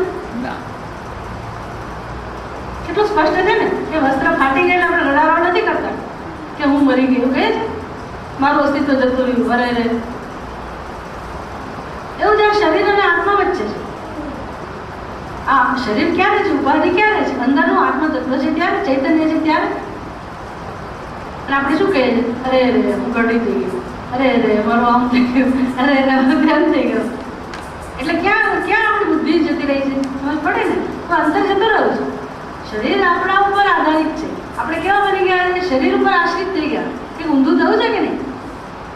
આ તો તમે જાગો ને તો તમને સમજાશે, નહીંતર પછી તો ડૂબેલા જ રહેવાના સંસારમાં. કશું અંદર થવાનું જ નથી. વિચારશો નહીં તો થવાનું જ નથી. એની એ જ રામાયણ, એના એ જ વિચારો, એની એ જ વૃત્તિઓ, એનો એ જ સંસાર આપણી બુદ્ધિમાં રહેવાનું. થોડુંક વિચારશો તો સમજાશે કે શું બની રહ્યું છે આપણે. ભગવાન કહે છે કે ભાઈ તમે તમારે સમજવાનું જ છે, કશું બનવાનું નથી. તમારે કાલથી એવું નથી કરવાનું કે હું આ શરીર અહીંયા મૂકીને હું જતી રહી, એવું મારે કરવાનું નથી. એ તો થઈ જ રહ્યું છે. સમજ પડે ને? એ તો થઈ જ રહ્યું છે. એટલે ભગવાન સમજાવી જ રહ્યા છે કે તારે ને ઉપાધિને કોઈ સંબંધ છે નહીં. ઉપાધિ તારા ઉપર આશ્રિત છે. આપણું જીવન કેવું છે? આપણે ઉપાધિને આશ્રિત કરી ગયા છીએ. ઉપાધિ જડ છે, આપણે ચેતન છીએ. આપણે આપણી ચેતનતા, આપણી દિવ્યતા, આપણી સ્વતંત્રતા, આપણી પૂર્ણતા આ બધું ભૂલી જઈને આપણે પોતાના સ્તરને શરીરની જેટલું લાવી દીધું છે. એટલે શરીરની જડતા એટલે આપણી જડતા, શરીરના વિકારો એટલે આપણા વિકારો, શરીરની સ્થિતિ એટલે આપણી સ્થિતિ, અને શરીરનું છેલ્લે શરીરનું મૃત્યુ એટલે મારું મૃત્યુ. એટલે ભગવાન મૃત્યુના શોકમાંથી છોડાવવા માટે માગે છે. એટલે કહે છે કે મૃત્યુ કોનું છે? તારું મૃત્યુ નથી, આ શરીરનું મૃત્યુ છે.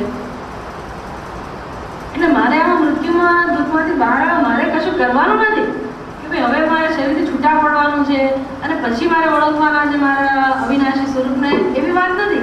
અવિનાશી છું એ જ રીતે મારો જન્મ મૃત્યુ થાય છે. મારા સ્વરૂપને અવિનાશી બનાવવાનું છે એવું નથી. અમર્ત્ય છે એવું બનાવવાનું કશું છે જ નહીં. અજન્મા અને શું કહેવાય અમર એવું સ્વરૂપ છે. એનું મારે માત્ર દર્શન કર, ઓળખવાનું છે પોતાના સ્વરૂપ. એટલે એ ઓળખવાની પ્રક્રિયા એટલે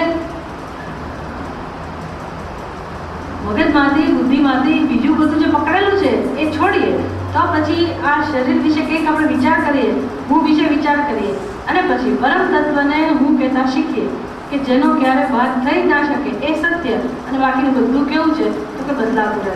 મિથ્યા એટલે યાદ રાખવાનું, મિથ્યા એટલે કેવું, આજે આમ કાલે આમ, આજે આમ કાલે આમ, એક સરખું ના. અને જગતમાં કઈ વસ્તુ એવી છે કે એક જ સરખી હોય? તમે તો કેટલાય વર્ષથી એવા ને એવા દેખાવ છો, એટલે એક સરખા કહેવાય? ગંગાનો પ્રવાહ કેટલા વર્ષોથી એક સરખો દેખાય? એવો જેવો નથી. બધી વસ્તુ કાલે આમ હતી, કલાક પહેલા આમ હતી, અત્યારે દરેક વસ્તુ કેવી છે, બદલાવ. એને કહેવાય મિથ્યા. એટલે શરીર તો એવું છે જ, એનો અર્થ કે હું એ નથી. નિત્ય એટલે શું? આત્મા નિત્ય, નિત્ય નિત્ય. આગળના શ્લોકો એવા જ આવવાના, પણ નિત્ય આત્મા નિત્ય આગળ કે શબ્દોથી કઈ ના થાય. હા હા બરાબર છે, આત્મા નિત્ય જાણી લીધો, સ્થાણું છે જાણી લીધો, અચલ છે જાણી લીધો. એનાથી આપણા જીવનમાં દુઃખ દૂર ના થાય. દુઃખ તો ક્યારે દૂર થાય? આપણે આ બધી ઘટનાઓને સમજીએ કે ખરેખર બધી વસ્તુઓ બને છે એવી રીતે કે જાણે હું અજન્મા હોઉં, અમર હોઉં. નહીંતર હું અહીંયા હોઉં જ નહીં, આ શરીરમાં હોઉં જ નહીં. જો મારું સ્વરૂપ આ ઉપાધિ જેટલું હોય તો આની પહેલાંની ઉપાધિ બધી નાશ પામી, તો અત્યારે હું ક્યાંથી આ ઉપાધિમાં હોઉં? અને મને જન્મ મળ્યો છે એનો અર્થ છે કે હું શરીર કરતાં જુદી છું. અને ભવિષ્ય પણ કેવું હશે? શરીર જતું રહેશે તો પણ મારું જે સ્વરૂપ છે એ સ્વરૂપમાં કોઈ બાધા આવવાની નથી.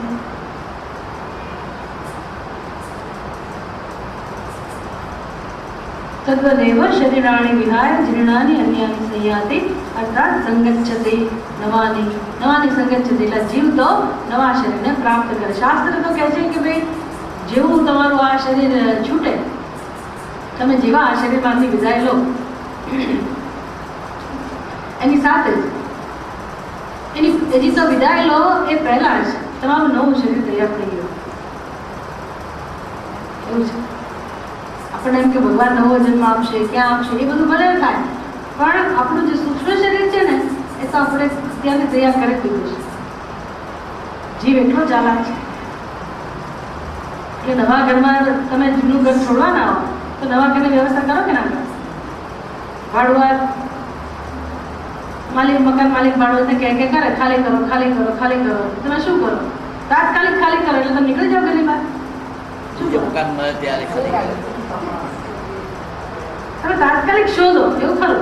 પેલું ધીરે ધીરે શોધો, નવું મને એવું ના થાય. તાત્કાલિક શોધો, જે કરો તાત્કાલિક કરો. પણ પહેલું કામ શું કરીએ? ક્યાં જઈને હું રહીશ? મારું સ્થાન શોધું કે નહીં? ક્યાં જઈને રહીશ? પછી આ જૂનું છોડીએ. એવું જ છે. આપણે આ શરીર આમ નામ ના છોડીએ. પહેલાં આપણું નવું શરીર આપણે ઘડી લેતા હોય છે, બનાવી લેતા હોય છે. કઈ રીતે બનાવતા હોઈશું? તો કે આ જન્મની અંદર આ અત્યારે જેટલું જીવ્યા એ જન્મની અંદર આપણે જે પણ પ્રકારની ભાવનાઓ સેવી હોય, જે પણ પ્રકારના સંકલ્પો કર્યા હોય, અને જેટલી જેટલી આપણી ઈચ્છાઓ આપણે બાકી રાખી હોય ભગવાન હજી પૂરી કરવાની, અને જેટલા જેટલા કર્મો કર્યા હોય, જેટલા કર્મો કર્યા હોય, જે કર્મનું ફળ અત્યારે ના મળ્યું હોય, આ બધું આપણને ભગવાન પછી આપવાનો હોય. અને આની પહેલાના તો સંચિત કર્મ કેટલાય પડ્યા હશે, એટલે એ જન્મે તૈયાર છે કે નહીં? એ તૈયાર કહેવાય કે ના કહેવાય? આ જન્મ તો આપણને વચ્ચેનું મળ્યું.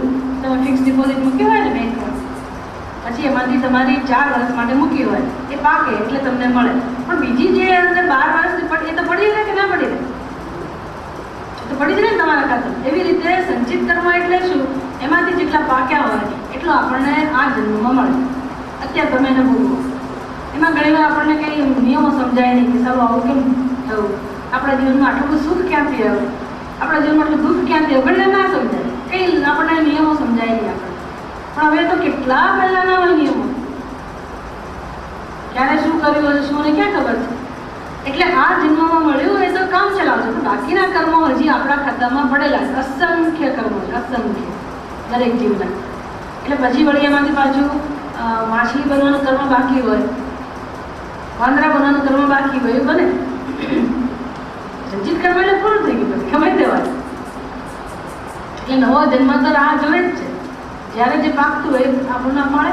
એટલે શું થાય તો કે આ શરીર છોડતા પહેલા નવા જન્મમાં નવા શરીરની અંદર આપણે પ્રવેશ મેળવી જ લઈએ છીએ. પછી આ શરીર છૂટતું હોય છે. સૂક્ષ્મ શરીર તો તૈયાર જ હોય. શરીર વગર જીવાત્મા રહી જ ના શકે, અને આધાર જોઈએ છે, એનો નિયમ છે. એટલે ઉપવાસ હશે આપણને અત્યારે ખબર ના પડે કે નવો જન્મ કયો છે, પણ જેવું તમે શરીર છોડો એટલે એ જીવાત્માને પોતાના નવા શરીરનો ખ્યાલ આવી જાય. ક્યાં જવાનું, શું તો તમે જ્યોતિષીને પૂછો કે અમુક બધા જાણનાર પૂછો ને તો એવું કહે કે ભાઈ અમુક જીવાતમાં આ સમય ગયો છે એટલે હવે એની ઉર્ધ્વગતિ થઈ એવું કહે લોકો હોય છે નિયમો. તો આપણો એ વિષય નથી. આપણે તો આ બધામાંથી છૂટવાનું છે એવું આપણું જ્ઞાન છે. આપણે એમાં પડવાનું નથી કે આવતો જન્મ શું હોય ને તો પછી બધાને એક ચિંતા રહી નવો જન્મ શું હોય. આપણે તો ખાલી બતાવીએ છીએ કે નવો જન્મ લઈએ છીએ એનો અર્થ એ કે આ શરીરને અને આપણને કોઈ સંબંધ નથી. આપણે તો ફર્યા કરીએ છીએ અને જે જન્મમાં લઈ જાય વાંધો નથી. 84 લાખ યોનિમાંથી જ્યાં ફરવું હોય ત્યાં ફરો. બ્રહ્માંડ ભગવાનનું જ સર્જન છે, આરામથી કરી શકે, એની કોઈ ચિંતા નથી. પણ આપણે આ શરીર નથી. અત્યારે આ શ્લોકમાંથી આટલું સમજવાનું. આત્મા પુરુષવત અવિક્રિય એવ. એટલે આત્મા કેવો છે? અવિક્રિય. એમાં કોઈ વિકાર આવતો એ તો સમાન જ છે. કસ્માત અવિક્રિય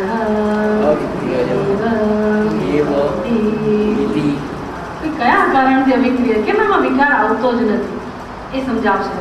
આત્માની અંદર વિકાર આવી જ ન શકે એનું શું કારણ છે એ સમજાવવાનું. 23મા શ્લોકમાં નૈનમ ચિંતન્તિ શસ્ત્રાણિ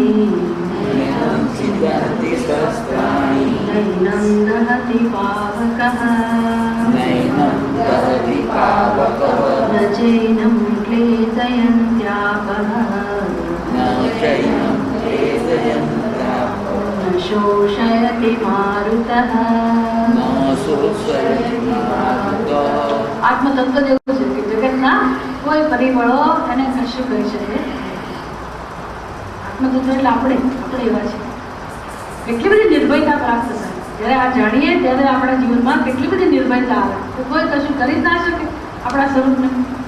નહીં ન ચિંતનથી શસ્ત્રાણી, શસ્ત્રો એને છેદી ના શકે. પાવક ન દહતી, અગ્નિ બાળી ના શકે. ન ચૈનમ આપવહ ક્લેદયંતી, પાણી ડુબાડી ના શકે. અને મારુતઃ ન શોષય, દિવાલ ક્યારે એને સૂકી ના શકે. આપણી ચિંતા જતી રહે અને જગતમાં જે બને છે એનો ઉત્તર પણ મળી જાય. આટલા બળી ગયા, આટલા કપાઈ ગયા, આટલા ભૂકંપમાં દટાઈ ગયા. કોઈ દટાયું નથી, કોઈ બળીએ નથી ગયું, કોઈ કપાયું નથી. આવું આત્મજ્ઞાની જાણી છે અને એ પોતે દુઃખમાંથી મુક્ત થઈ છે. કારણ કે આ સત્ય છે. એટલે ઈશ્વર સૃષ્ટિમાં જે બધું બને છે બરાબર છે, પણ ખરેખર કોને બાળી શકાય, કોને દાટી શકાય, કોને કાપી શકાય, કોને સૂકવી શકાય, કોને ડૂબાડી શકાય એવું શીખવાડશે આપણને. જેને બધું થઈ શકે થઈ શકે, પણ આત્મતત્વને આપણા સ્વરૂપની સાથે આવી ઘટના ના બને. એટલે અવિકારી છે. આપણે વખતેની ચર્ચા કરીશું. પૂર્ણમદ પૂર્ણમિદં પૂર્ણાત પૂર્ણમુદચ્યતે પૂર્ણસ્ય પૂર્ણમાદાય પૂર્ણમેવાવશિષ્યતે. ઓમ શાંતિ શાંતિ શાંતિ.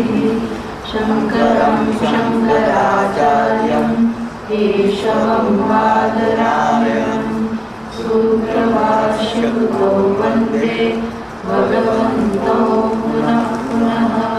ઈશ્વરો ગુરુરાત્મેતિ મૂર્તિભેદવિભાગિને વ્યોમવદ્વ્યાપ્તદેવાય દક્ષિણામૂર્તયે